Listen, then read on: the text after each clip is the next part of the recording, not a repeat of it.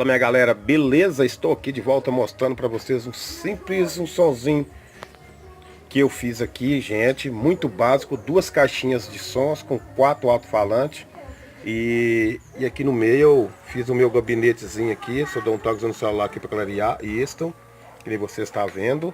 Deixa eu dar uma virada aqui para estar mostrando para vocês a melhor coisa, cara.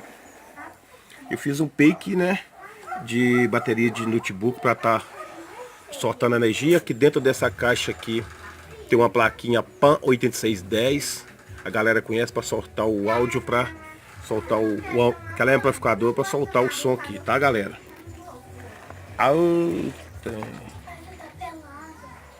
E vou fazer o vídeo aqui, pera aí galera. Aí vou dar uma pausazinha aqui, volto já!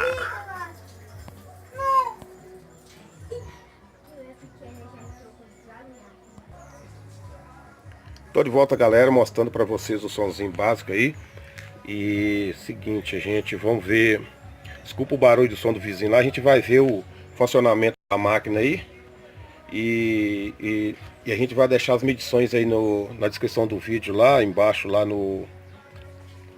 na descrição lá eu vou deixar as medidas das caixas, tudo mais. Vamos só curtir um som básico aqui galera.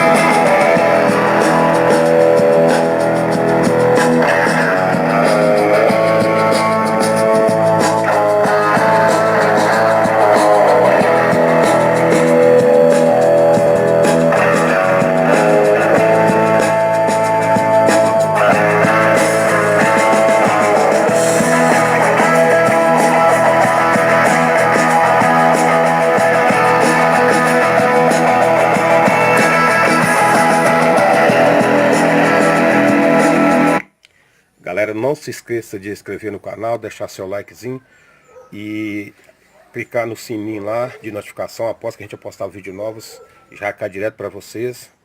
Deixa seu likezinho, seu comentário, muito importante. E isso é só uma brincadeirazinha, uma demonstração. Galera, a gente pôs essa música aí por motivo de direitos autorais, que a gente põe outras músicas aí e a gente pode ser notificado, tá ok? Então é isso aí galera, valeu, obrigado, fui!